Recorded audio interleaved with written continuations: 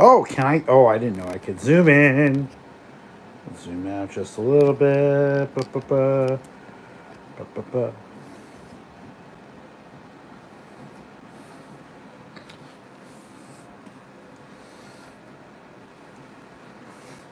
Hello there. I'm going to get started momentarily after I turn off the air conditioning.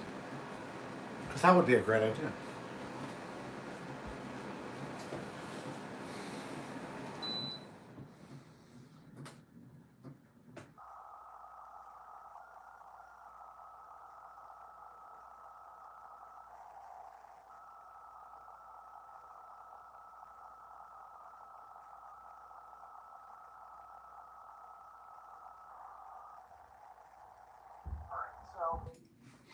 This one's a little bit different. I know what you're thinking, but Dave, you never finished the last painting. I will eventually. Never underestimate the artist's need to start a new project when the old project is stressing them out. All right, let's get this bad boy, this Riverbeast. All right, so if you're not familiar, Matt Farley is a auteur, film director from Massachusetts, and he is going to be at a film, I guess like a film festival in Chicago, or maybe a film in Chicago. I don't know how to describe it. And I'm going to be there, and my goal is to meet him. And so I thought, hey, he's a outsider artist, even though I don't really like that term. I should see if this guy will. I should see if I could give him a painting so that we could like meet or whatever. So I thought, oh, you know what? I love his films. I've seen. Most recently, I saw his movie Local Legends. But I'm gonna see his Riverbeast movie. Don't get caught by the Riverbeast. And so what we're gonna do is we're gonna paint the Riverbeast. So let's start.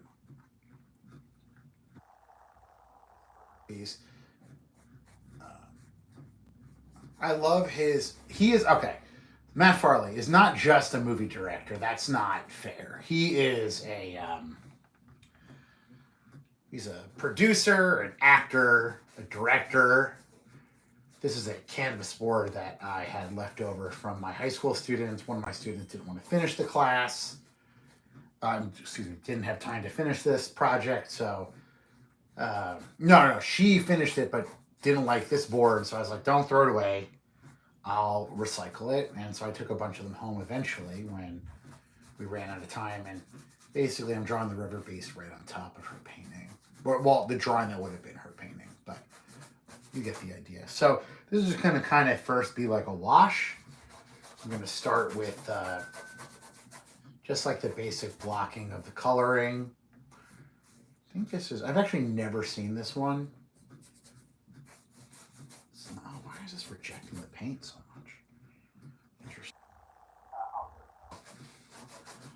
So who knows? I think this is actually a black and white movie.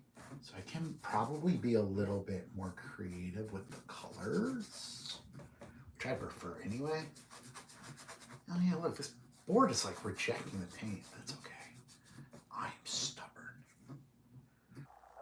I love this Riverbeast idea because it's like, he has his own. It's like a monster movie.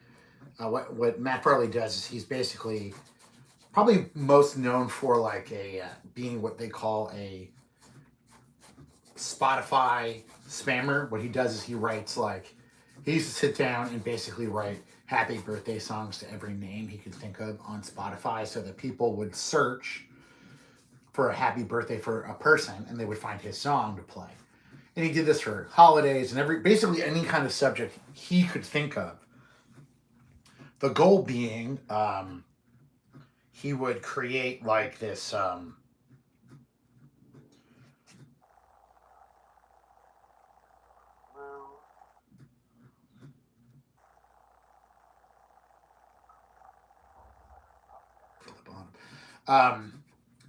the idea would be that like he would basically create songs for like every subject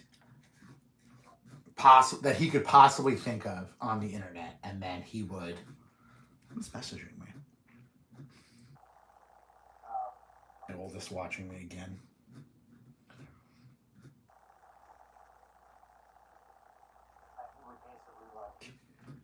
That way, you know, he would get paid a few cents for every time, penny, with a fraction of a penny every time you played his song. But the idea would being that he would make 10 to 12 songs a day, sometimes even more. And then that way he would just kind of beat the system on volume. And he's been able to create kind of like a nice little life for himself as a middle class artist. A nice middle class living for him and his family in I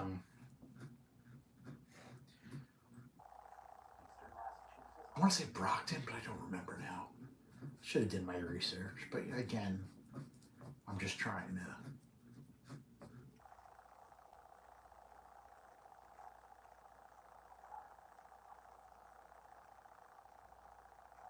My goal is to kind of create a really nice likeness of the Riverbeast. And luckily I have my, I didn't put my iPad set up. Because I painted over some of my details, just trying to get this paint to stick. I thought I'd have a wash and just kind of go from there, but man, this is like not sticking so great. All right, I definitely want to make the sky purple. I want to make this kind of a creepy.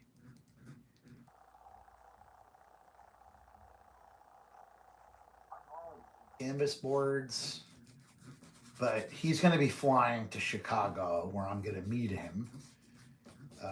Not particularly for me. He's going to be showing up to the showing of his a screening of the Riverbeast movie, and I thought, wow, well, this will be my chance to give him a painting and to get to meet him face to face.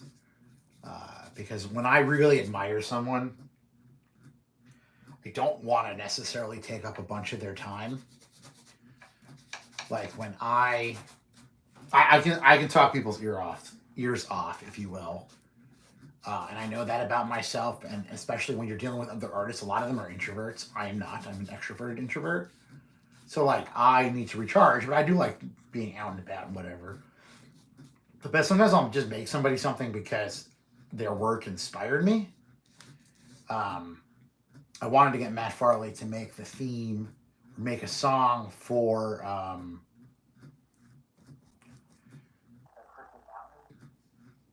episodes. I'm still working on the last one.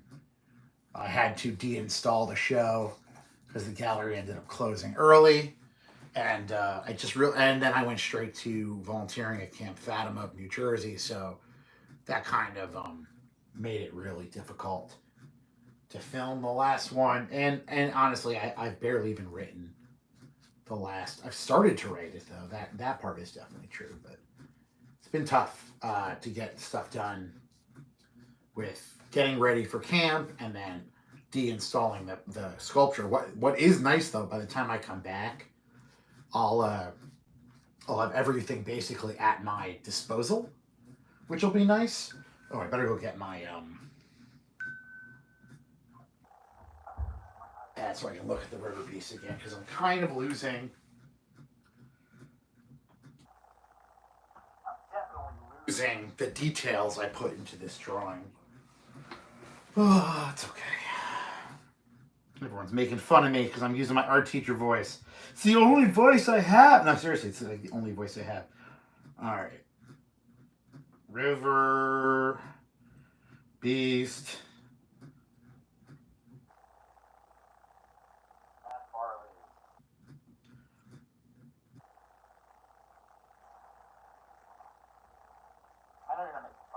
I'm just pretending to be sensitive. Let's see. I want to see images. Actually, this is a better. It's not the picture. Here, let's see. There's the.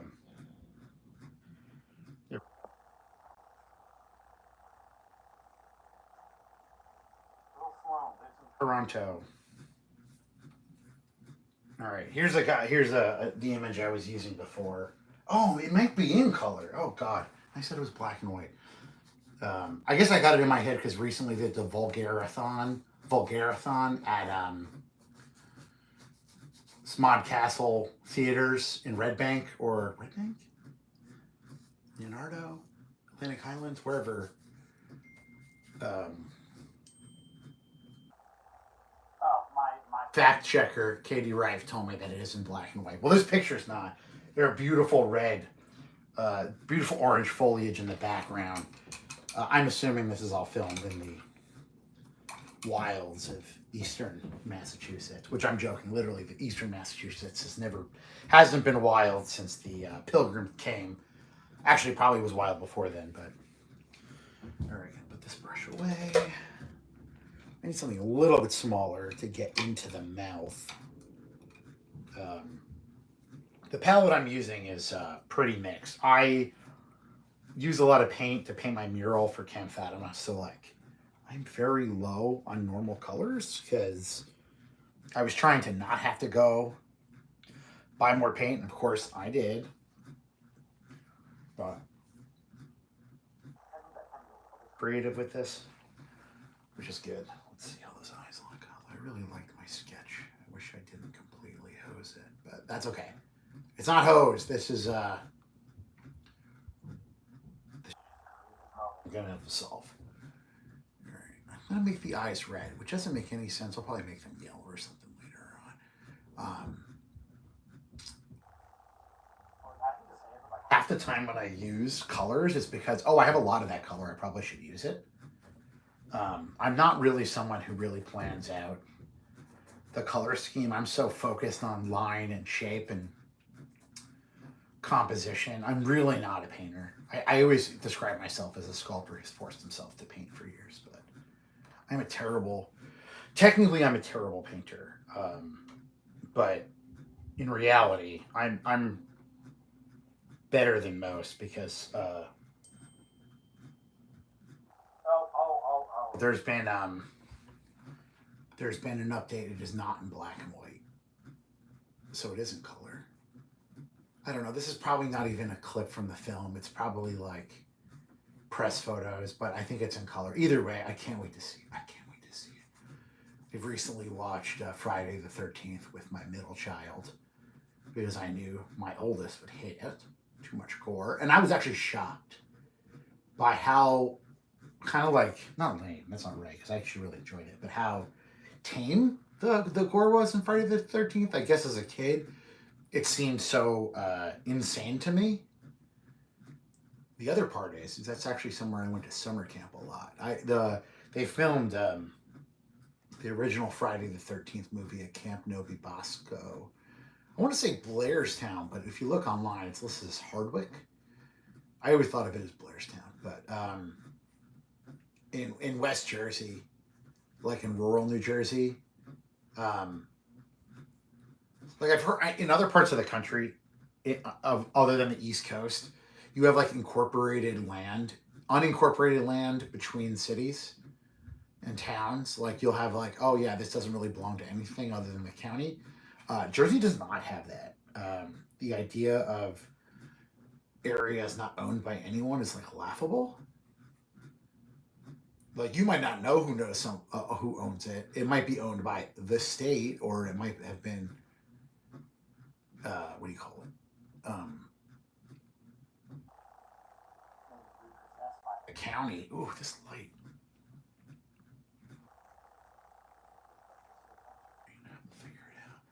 We shall figure it out. But yeah, we just don't have land that is like, what do you call it?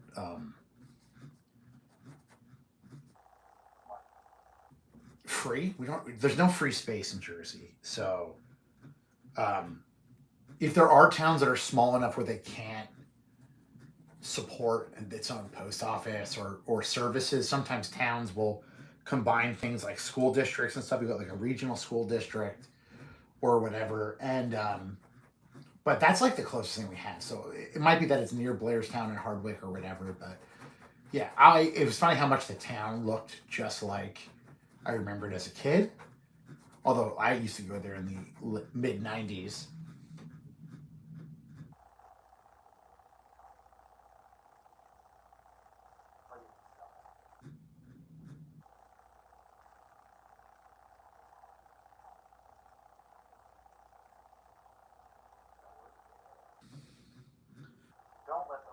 at least get you.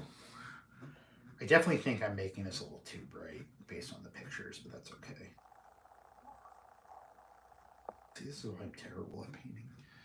The colors like never matter to me until it's like too late, and then I gotta fix it. I mean, this is why I enjoy.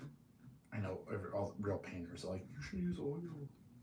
You should use oil. I'm like, they're right. I should use oil, but it's hard. And acrylic, when I mess something up, I can go right over it. And acrylic is so much cheaper. Like maybe if I was doing something like realistic, I don't know. I've recently taken painting classes, so like, kind of know what I'm doing.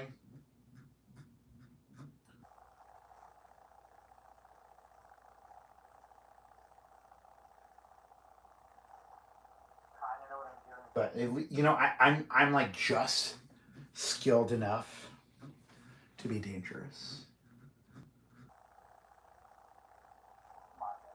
Friend who's watching this was like, I love the red eyes. I hate to tell her I'm probably gonna make them yellow later. But I want to use red undertones. At least, definitely.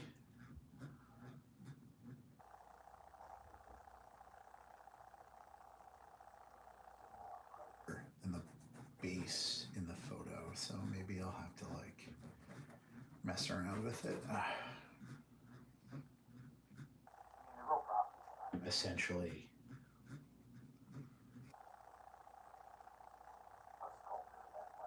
like I don't really know what I'm doing when it comes to color, but I'm like I'm smarter than your average bear, I guess, but I wouldn't call myself like particularly skilled or whatever. But I kind of know what I'm doing. I've been in enough rooms with real painters to kind of understand how this all should work. I mean, I went to art school. Did I avoid every painting class? Yes. To me, painters seemed kind of pretentious, and the sculptors kind of almost seemed like mad scientists to me. So I really wanted to get in with them. That just felt like God, I always wanted to be an installation artist. If you don't know what that is, that's where you like build environments. Like, I really want to go to Meow Wolf because that would be the kind of installation where it tells like a weird story and you can kind of like walk around in it. I'd love to create environments that people could walk around in. Um, which is funny because I don't really like decorating.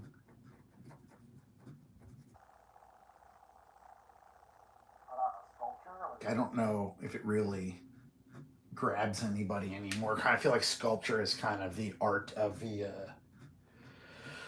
wealthy nowadays. So I don't really know if it makes any sense to make sculptures like large scale sculptures. I think it's cool to make a little cool little object. But am I? Oh, this man. I'll say the one thing: the glare is killing me on this bad boy.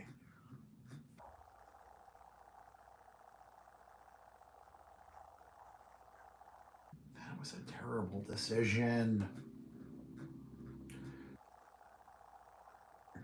So this lip should be sticking out a bit. So I'm going to use.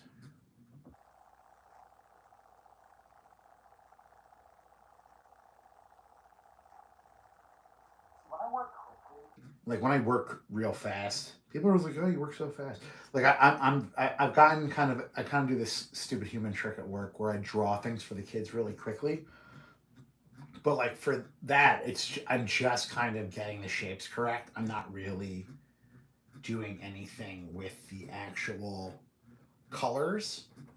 And if I do colors, it's very very blocky. I'm just kind of trying to get it done. Yeah, I'm gonna just completely go over this mouth.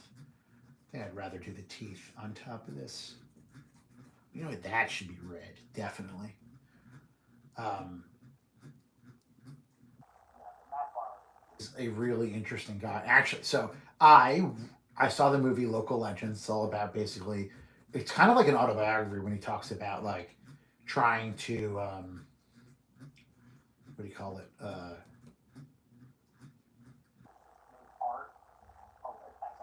And I just love that idea of like, I'm not going to be famous. I just want to be happy.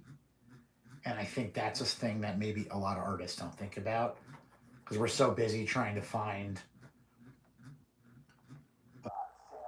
and trying to get into shows. And sometimes you can't get a show unless you're well known.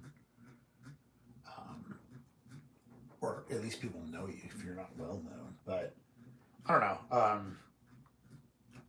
I think a not enough is being, maybe it's like a capitalist problem, but I feel like a lot of artists kind of focus on fame so that they can eventually have the power to live how they want. Whereas I think maybe we really need to focus on setting our own goals. Like, I don't know if it's so important to be the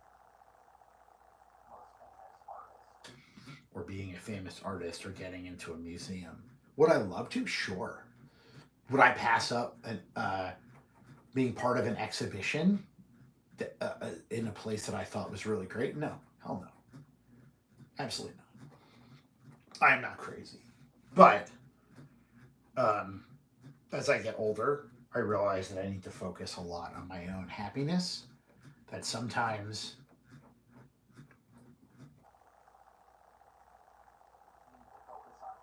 you're interested in, because I also think the work comes out better if you're interested in what you're doing. Like if I'm fascinated, if you will, by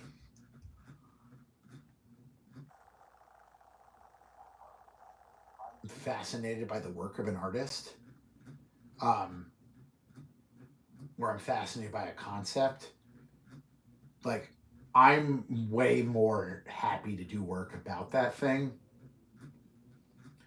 than if I'm like, oh, this is gonna. People seem to be really into X kind of painting. I should be doing a lot more of those. Yeah, I don't think that is a. I wish it was, but I don't think it's sustainable for most artists. I think most successful artists all achieve success a different way. There's no set route to art success in this world.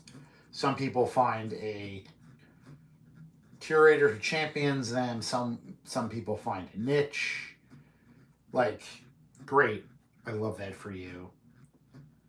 Um, but I think the artists that are the happiest are the ones that are following their.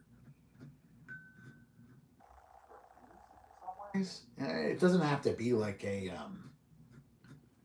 Oh God, it doesn't have to be like a music, like in the ancient Greek sense of like, oh, I'm divinely inspired. I don't really believe in that either. But like, I think following something that you're interested in is always better for your psyche or better for your career. It's better for your artwork if you're interested in what you're doing. I mean, look, eventually you'll probably end up as someone who's become like the skull guy of New Jersey. That's not true. There's other skull guys. There's Skull Boy, who I would argue might be better at making skulls than I am. But he paints them and I make them out of paper, so it's a little bit different. And also, he's a great guy. I like him a lot. Good dude. Excellent pizza. Um, and I was really prepared for it to be not so great. And I was gonna be like, oh yeah, this is so good. And then I had it and I was like, oh no, this is wonderful. And you did a great job. Good on you.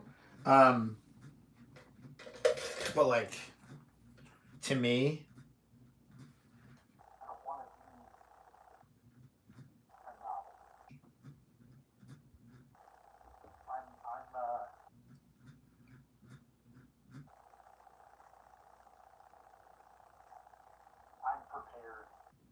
to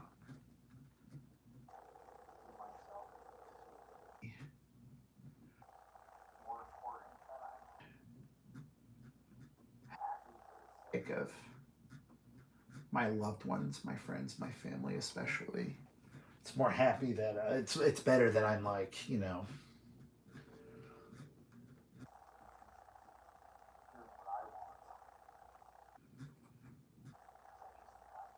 more fun to be around when I'm doing the thing that I'm meant to be doing. And this is why you always get like, oh, this artist became famous after they died. That has more to do with marketing. I'm not a business person. Let the oh, what is good art or bad art. I've kind of floated in between lowbrow and highbrow my whole art career. The gallery people think I'm lowbrow. The lowbrow people think I'm hoity-toity gallery guy. I feel like I'm just like straight middle brow. I make my art for anybody who's going to look for it. Um,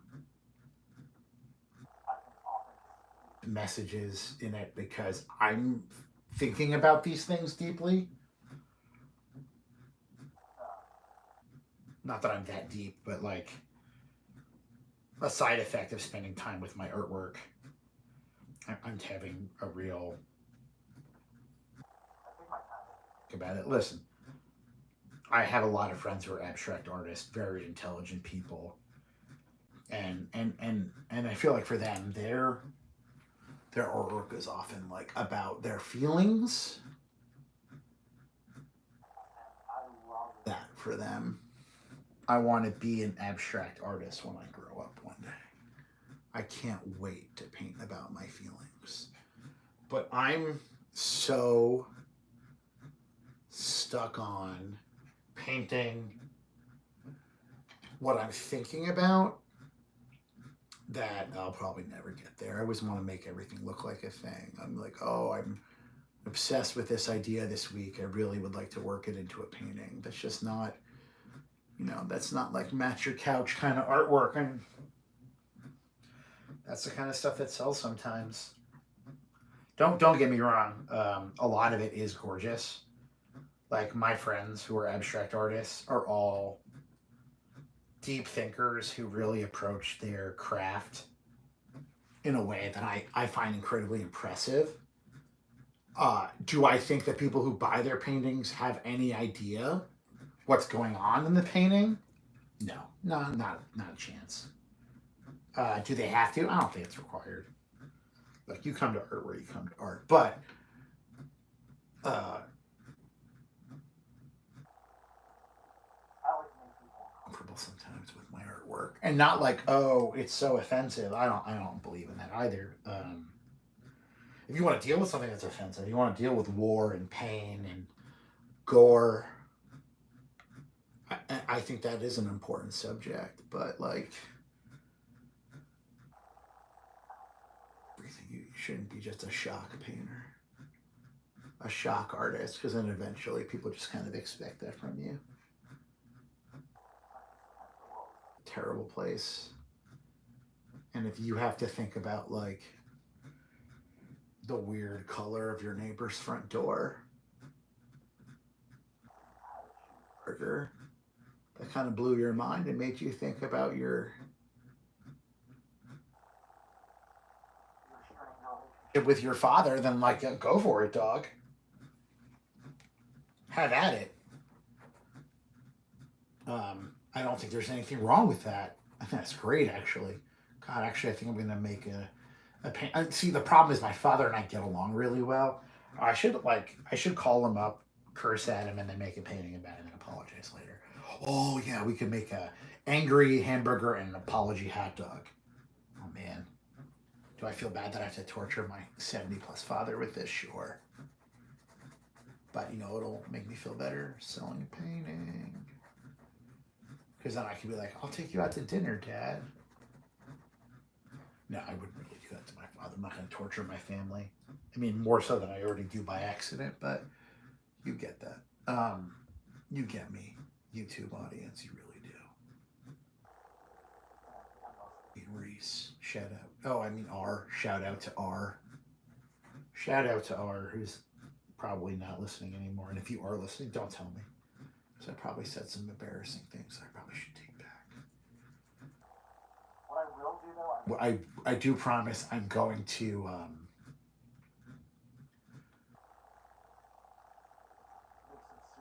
these once I figure out how to speed up videos. iMovie doesn't really let you do stuff like that. I Actually just recently got a new iPad too to handle problems like this, but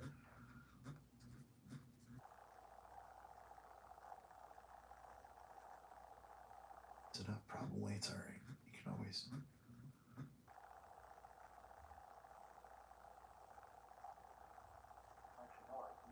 I hate the background. All right.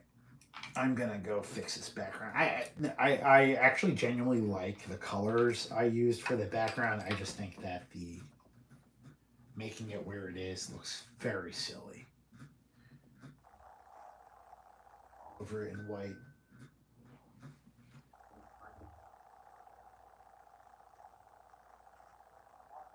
Night.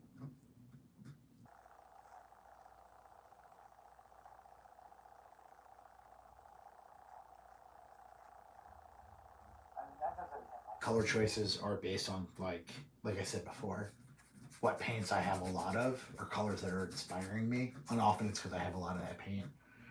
Um, and sometimes I just add, and then the colors that I paint in those paint with those paintings are often just the opposite colors. Like, oh, I made this thing green, so let me add a little red to tone it down a little bit, or to make it deeper and darker. Like I said, I'm not really a traditional painter. I can't wait to be a painter. You know, spending my days figuring out how to paint. Um,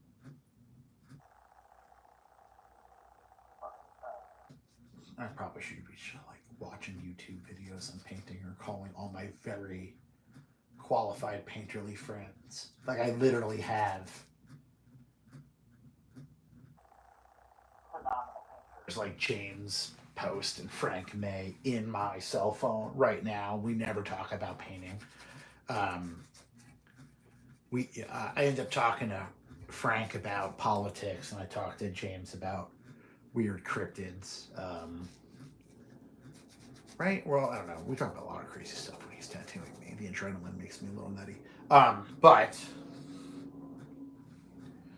what I do, I should just be like, hey, come, can you give me some pointers? And James has a master's in painting, and Frank is like a incredibly gifted conceptual painter, who I would like genuinely call my friends. But oof, I kind of like that.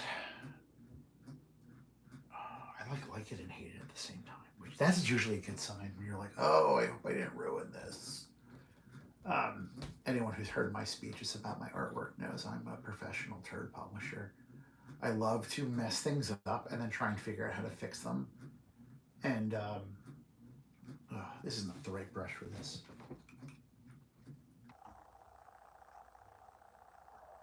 Birds trying to force tools to do things they're not really prepared to do. But too weird? No, that'd be awesome.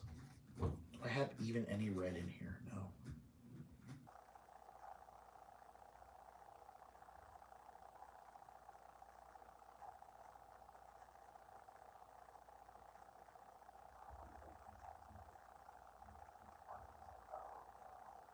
But like, you know, I might get some weird textures up in this piece.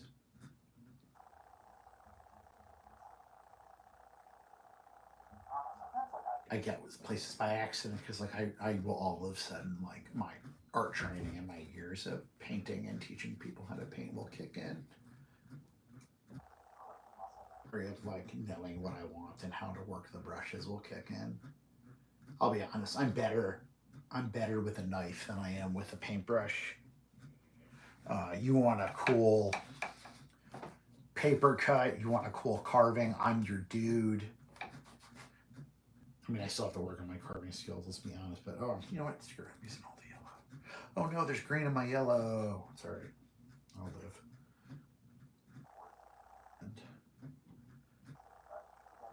And I'm gonna make this like a sunset Riverbeast. Like, oh yeah, went to go kissy kiss with your new little boo. I'm gonna say boo, make it gender neutral. I don't know if you're a lady. You got a special lady, special guy, special them. You take them out to the river. You're like, oh, I want to see this beautiful sunset in Brockton, Mass. Get some coffee milk with Matt Farley. And all of a sudden, no, it's a Riverbeast. Oh, God, now I really want to make a horror movie. Now I think after watching Friday the 13th, it kind of put it in my head. Oof. Yeah.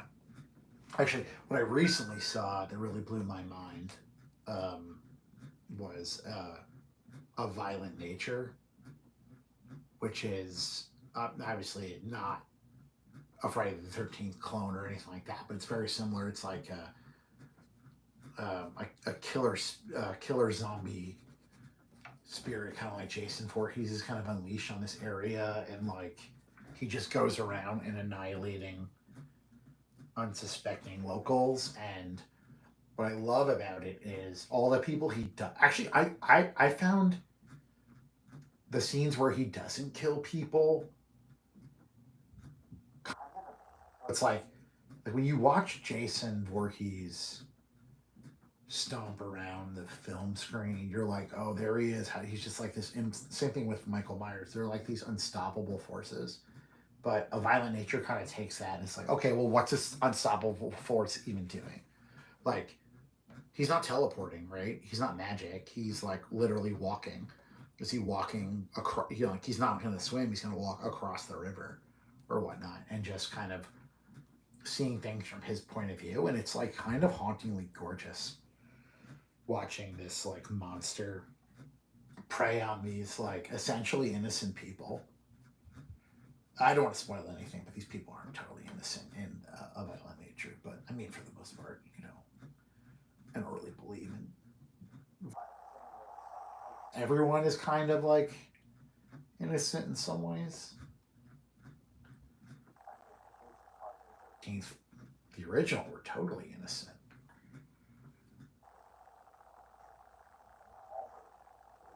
Innocent. But that's just like.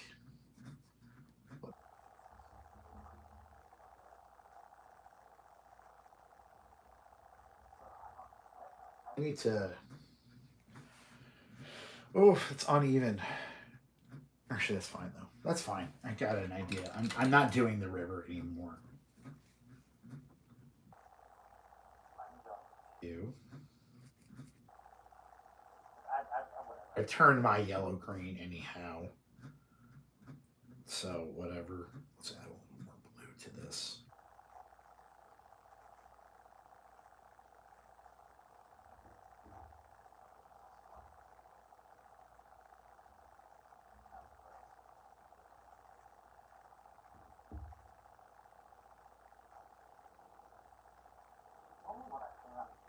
Like I don't paint on an easel. I've been trying to paint on the easel because I own a $300 easel, and I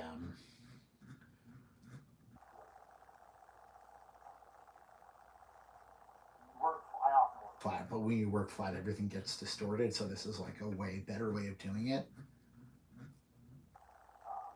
Oh, I love the green and the orange. Oh, I really like this now, actually. I've turned the corner on this. Oh, did I hate this? Yeah. Did I tell you? No. I didn't tell you how much I hated it.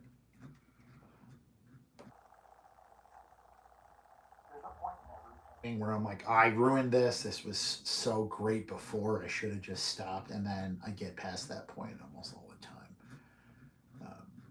I don't know if you're working on a craft project. I don't know what you people do. You work on a craft project and you hate it. If there's a point where and you're making and you're like, oh my god, I'm gonna throw this out the window, or I'm gonna stuff this down my own throat and hope that it takes us both out. Like, are you even making anything? Like, are you even emotionally invested enough where that thought doesn't cross your mind? Slight homicidal thoughts about the painting. Because listen, it's an inanimate object. I think that's totally fair game. Like, if you're not trying to hurt people, there's no harm. Whatever. To somebody recently about the idea of like feeling guilty about having thoughts about doing bad things. So I'm like, thoughts are. If you have bad thoughts and you don't do bad things, then you're actually really being responsible. Good on you.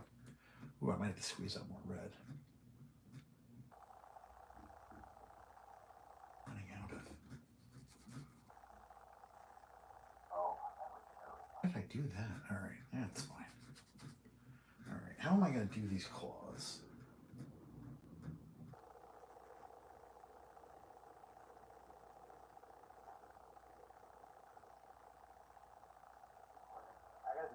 Some research. You know what I noticed?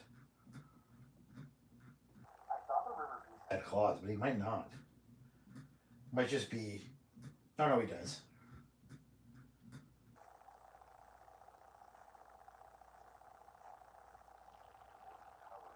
For now. I didn't make it up. Oh, those are. His eyes have eyeballs in them. You know what? Great. I will fix this anyway. All right, I'm gonna leave that in there. Sorry, this is part of the process, baby. Sometimes you're like, oh my gosh, what did I do? I ruined it, and then some. But you got it. So it was hard to tell in the photo. I don't know if it was a promo photo or it looked maybe it was a movie still, which is why it was like slightly blurry. And I thought, oh, I couldn't tell if it had claws or if it had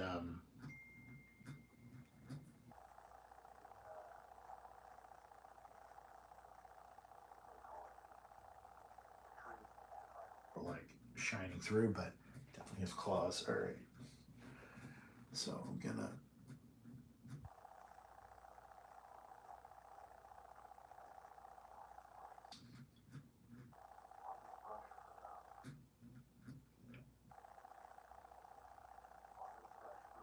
Miniatures and I like hose the like it. I don't know. Oh god, I can't throw anything away.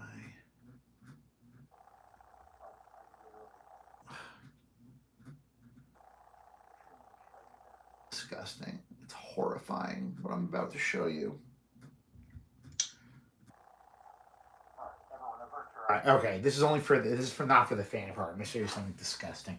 This brush here, right, is totally solid. Like I think I painted with it and forgot about it, and it is totally like one giant piece of plastic now. It's a really cheap brush. I probably bought it Five Below. To I think last year for like the kids at work. So I don't know if they ruined it or I ruined it, but I can't throw it away. A part of me feels like I'm gonna glue it to something. I don't know, but it's horrifying. Whoa! I'm sorry.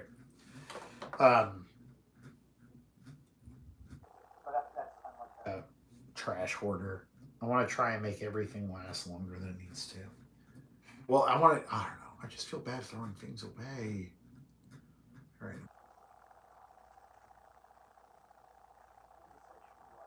Red eyes. So I'm actually going to keep them.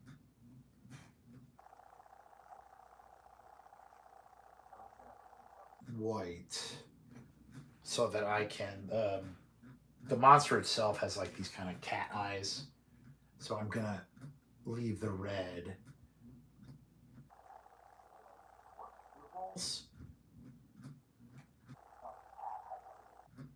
Vertical pupils. I'm going to give this.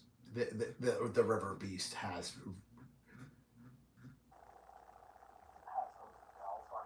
Is the this brush things. Why am I? I have like a ton of brushes just sitting here that are like in great shape. Oh, look at you, brush that. Oh, what is this? Oh my god, a Princeton brush. This is probably a $10 brush here. This teeny tiny thing, and I'm trying to tear my hair out with this cheap thing I probably bought on Amazon. Ugh. What am I doing? What are you doing? All right, so what I'm going to do now that I did that yellow, now that I've done that, those whites, I'm going to let them dry a bit.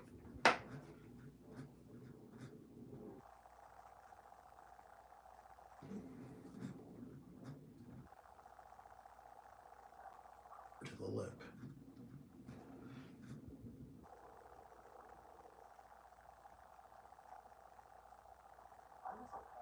reference because I can use the photos to kind of like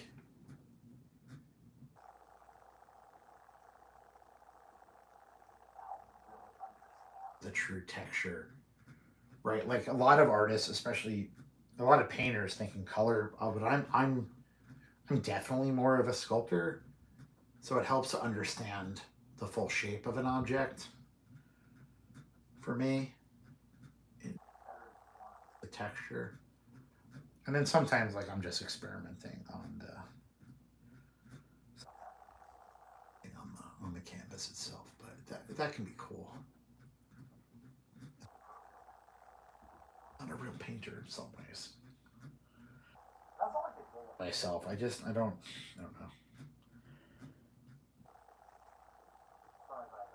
Shows people like, oh, are you an artist? I'm like, I guess. Which is like a terrible thing to say, but like, I don't know. People have this very, everyone has their own view of what like an artist is. And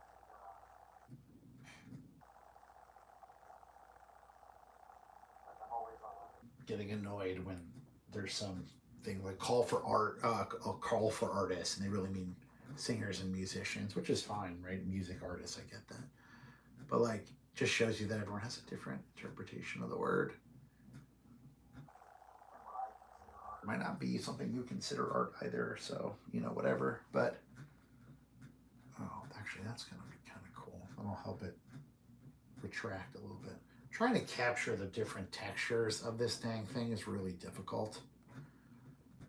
I almost feel like it'd be easier, little paper Riverbeast than it would be to actual Riverbeast, but it'll probably be a lot faster. Gorsh, I don't know, we'll see. But again, let's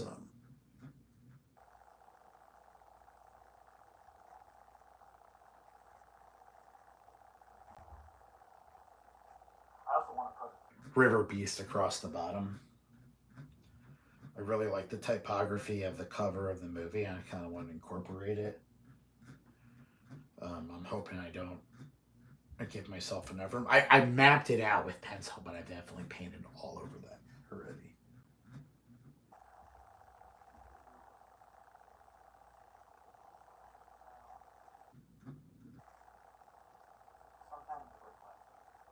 White objects. I'll paint them first with the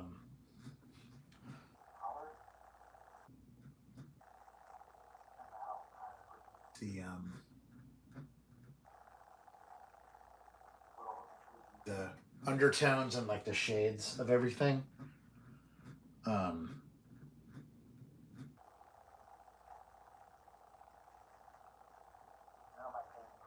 would talk about like how you like creating the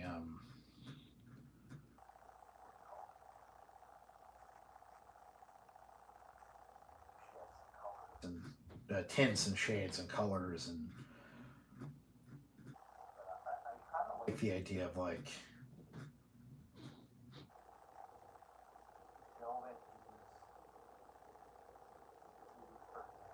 the teeth of the Riverbeast, which are kind of like these jagged sticks. They look like they're covered in paper or probably latex or something. Um, I almost want to build them like they're objects first, so I'm building like the basic structure of them first.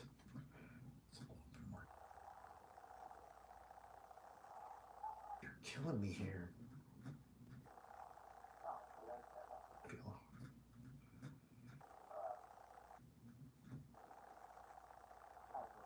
The structure of these,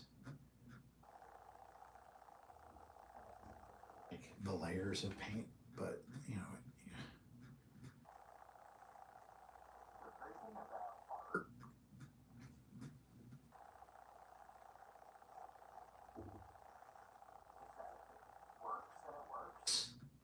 like it doesn't matter how you got somewhere. I mean, if you just got there anyway, like this maker from upstate New York always says like, oh, if it looks straight, then it is straight. And the idea being like, you don't need to like spend your whole day machining things to make them perfect. It's not about perfection. It's about like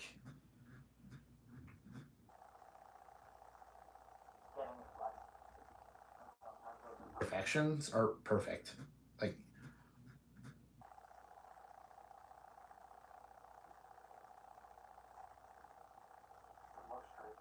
if it's functionally straight, like if a person looking at this thing didn't realize that I kind of went off book here for these teeth, just doesn't matter. Taking something from Camp Fatima, New Jersey, it just doesn't matter.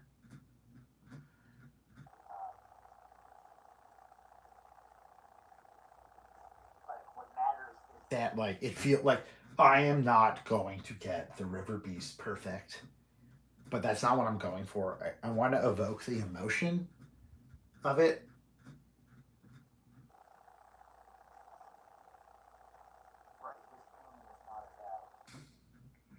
Honestly, this painting's not about the Riverbeast as much as one artist, Matt Farley, inspiring another artist, me.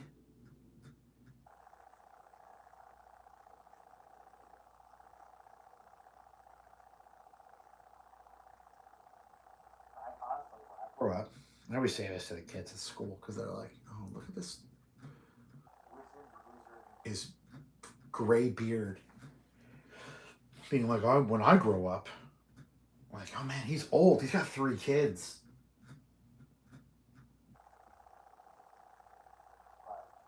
Like, to, oh, do you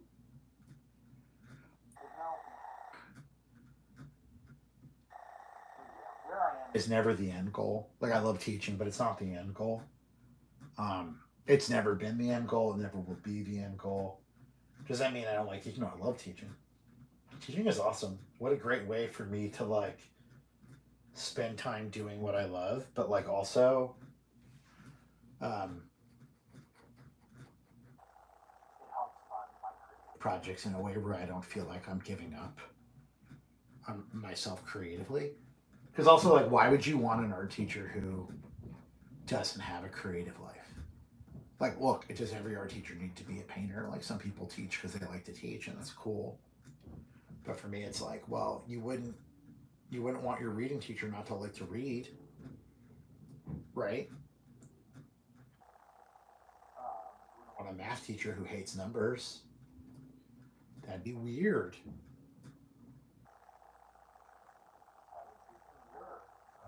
I've been absorbed.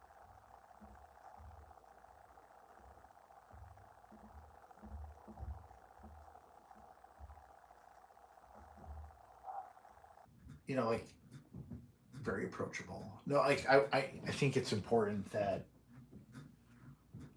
like, why am I even teaching these kids how to make art if there's no future in it? You know what I mean? And I'm not saying, oh, everybody's got to be get rent a loft in Manhattan. Well, if you ask my professors in 2005, they'd be like, take the time out now. I can already hear Raphael Ortiz. Take the time, go explore. Go to New York, just paint, spend time in the studio at the easel as much as you can. It's like, dude, you killed a chicken on TV. Like, why are you telling me to paint? Like, there's no way. Like, Raphael Ortiz is. I actually, is he retired? I think he's retired now, but a well-regarded professor at Mason Gross Rutgers and Mason Gross School of the Arts at Rutgers University, New Brunswick, and also the founding artist of Museo de Barrio in New York. I used to call him world's tallest Puerto Rican, um, not because like a joke about him being Puerto Rican, but like the man's like was like 7 feet tall, um, a giant and a giant in his field too on top of it. But he and I didn't always see eye to eye, but I always respected him because this was a guy who devoted his life to thinking about art And I remember he would do these projects. Like one of the projects we did in class, he was like, "All right, you're gonna draw a dream. You're gonna paint one of your dreams. You know, get a dream journal." And I said, "Raphael, I don't dream. Like, sir, I don't dream. Like maybe I do dream and I just can't remember them, but I haven't had a dream in years." I'm like, yeah, I don't know. It might be a side effect of my sleep apnea. I was, oh, well, just using your imagination is good enough, I think. Because essentially it's the same thing. I was like,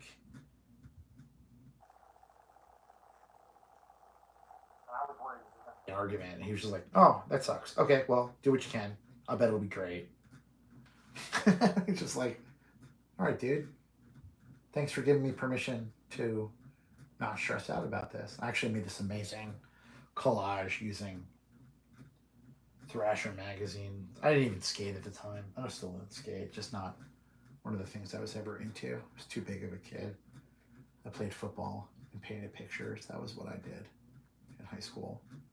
Ice hockey. I just didn't like the speed. I'm not a person who's like brave when it comes to like movement.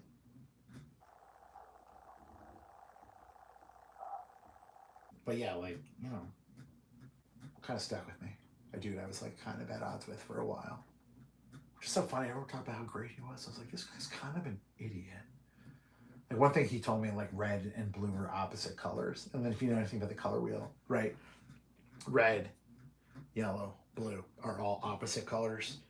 And what that does is it allows you to mix colors. So there's like secondary colors: green, green, orange, and purple. So red and green are opposites because you use the other two primary colors to make those colors. And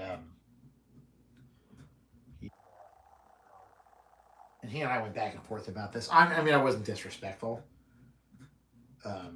because like this dude is a professor, and like I was hoping that he would give me reasoning to consider it. And I think his take was kind of like philosophically they're different. And I'm like, philosophically, y'all make no sense here at Mason Gross, but whatever. That's where all my trauma happened, I guess. But yeah, it was like crazy to me when he said that. Text.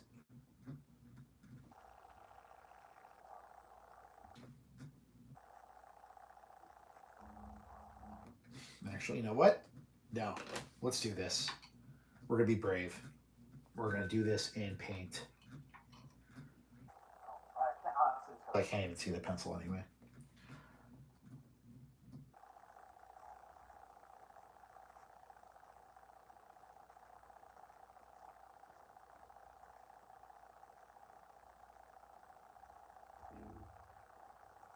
Princeton brush. It's like heavy body acrylic. And then I was like, why don't I use fluid acrylics? I remember I learned that Cause used a lot of golden fluid. I was like, what? Fluid?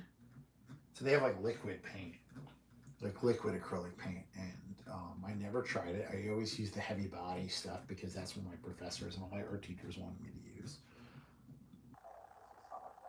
And my whole life watering down my paint, getting the texture I wanted. You just buy this in the bottle, and it's like this.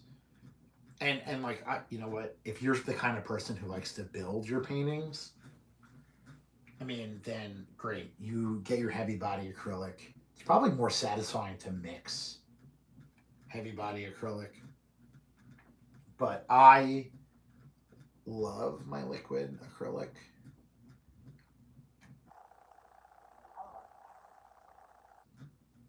It has that kind of feel to it. Or like when you spray, you get a bunch of spray paint and it's like liquidy. Like what's nice is it is thin, but it's still the opaque.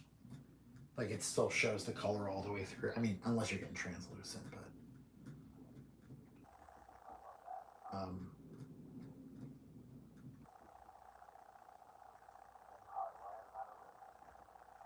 with paint. But so what I'm doing is I'm doing this in white, and then I'm gonna absolutely leave some of the white showing into mixing colors for text. I've been doing it a lot online or on my stickers or on my iPad, on my digital work. I'll do a ton of really just the stickers, but one of the movies I saw, not only did I see recently, I saw the A Violent Nature. I also saw I saw the TV Glow, which is this really amazing kind of existential horror that kind of basically tells a kind of parallel story of the director's own trans journey, and I found it really fascinating, especially as a parent and as a educator who deals with a lot of trans and non-binary children. It was really interesting seeing someone who understood their journey, kind of trying to in using art to kind of show the existential horror of not knowing who you are.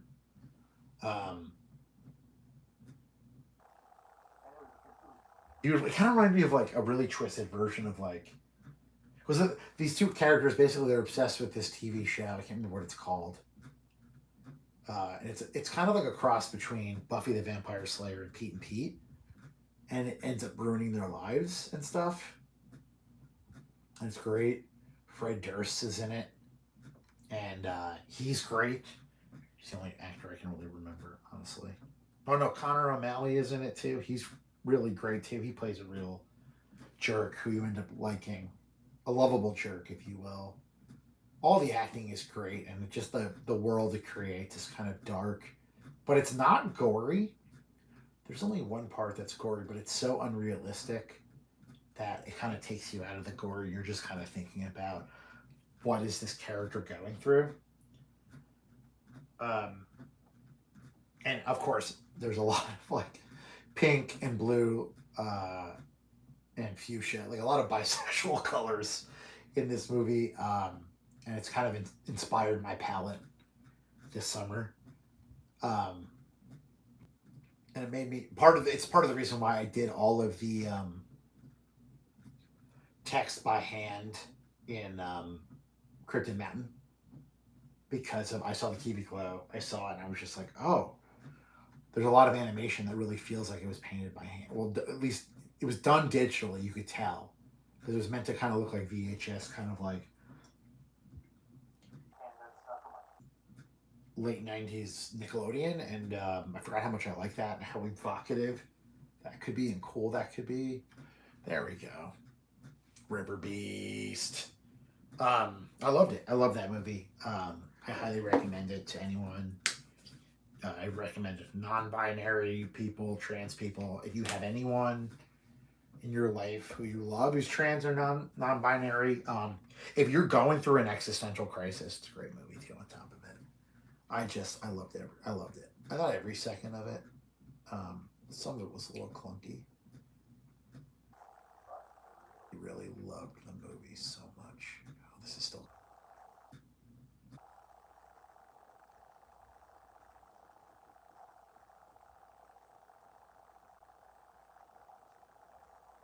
Blood red. Red again, but just the nature of paint.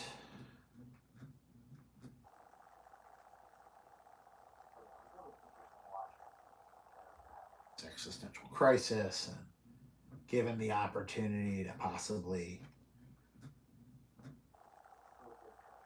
that was just great. It's really good. The 90s feel to it. If you're into the shows like Pete and Pete, and I think I might get it on Blu-ray there, but I'll get one. I just, I'm starting to get into the idea of getting physical media again. I've kind of been off on it for a long time. Like, oh, I'll just have digital, but there's something about having an actual disc. I think when I started buying dollar bin records, kind of got me into it.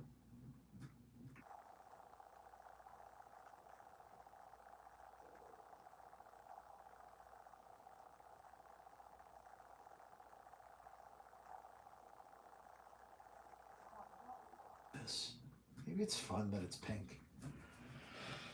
I don't know. I kind of want it to be blood red. I'm really loving some of the contrast here. I was gonna go in and fix the line with a black, but I'm actually thinking I won't. Maybe maybe I'll clean up this one a little bit with a dark green, but I don't think I'm going to. I'm not gonna do it. Friends, I was talking.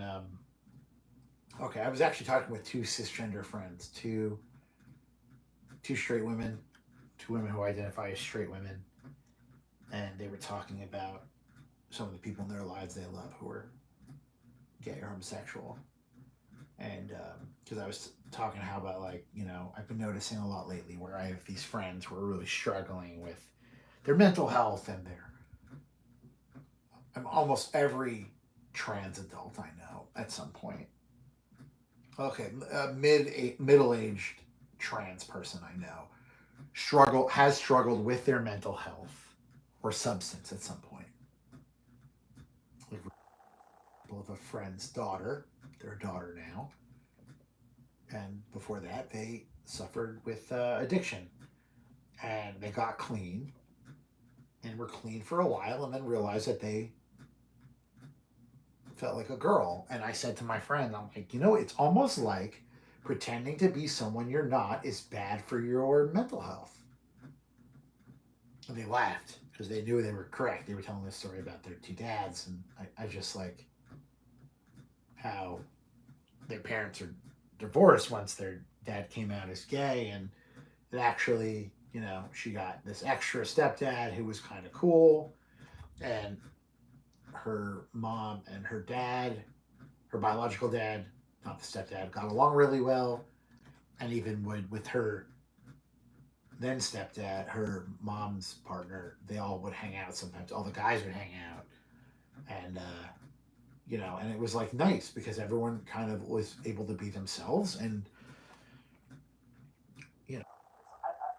as someone I've struggled with my own mental health in the past, and actually maybe that's not true. I continue to struggle with my mental health every day. I have it for the most part under control because yeah, but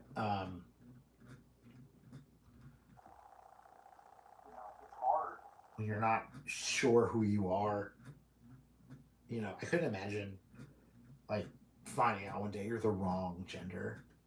Like, oh, I've been living a lie. Like, I think we've all had that point where we're like, oh, this doesn't work for me anymore. Like, I don't know. Listen, no one ever, no one. I was joking about this. Like, no one's ever been like, all right, well, I don't want you to be trans, so you can't be trans. That's never worked. All it does is then push those people out of your lives. So, like, I think it's really important to accept people for who they are because, like, it's the spice of life. Everyone's differences. Like, what makes you different is not a flaw. It's actually a feature, and people don't realize that sometimes. And if there are people in your life who aren't ready to accept you for who you are, then that sucks for them because they're gonna miss out. They are gonna miss out. And you know, it breaks my heart watching these people lose out on time with their loved ones because they could not accept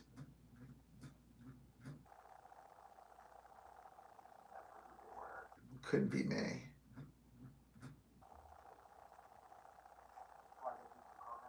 All the time. But I always tell my students, if I get your pronouns, just correct me. Interrupt me and correct me. It's fine. I would rather say your name correctly. I'd rather use the right pronouns. I'd rather not mispronounce your name than be sitting there the rest of the year thinking, "Oh, I got it right and I'm so smart," and then find out later. No, that's not fun.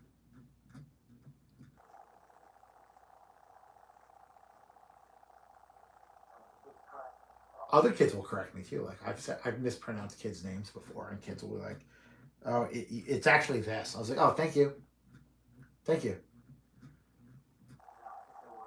Trouble, or they're like trying to get me angry or something. I'm like, "Oh, okay, thanks." Nah, I'm all about it.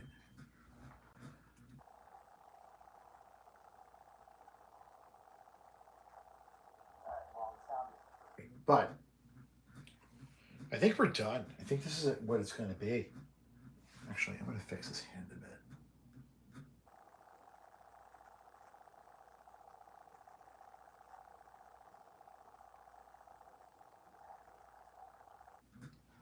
All right, that's it for me, my friends.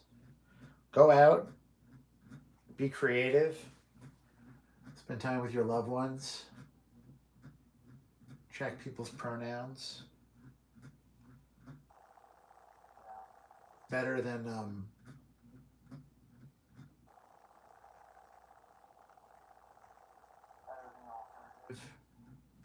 oh, that's perfect now. Oh God. See, I'm talking. I'm like, oh, I'm done. I'm done, and then I keep doing. This is the danger of being.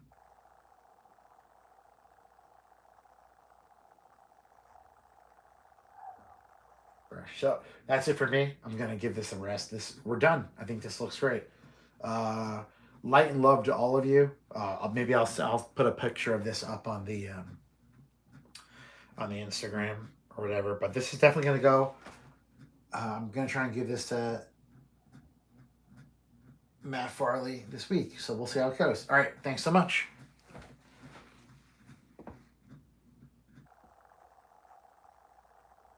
I should know how to do this by now.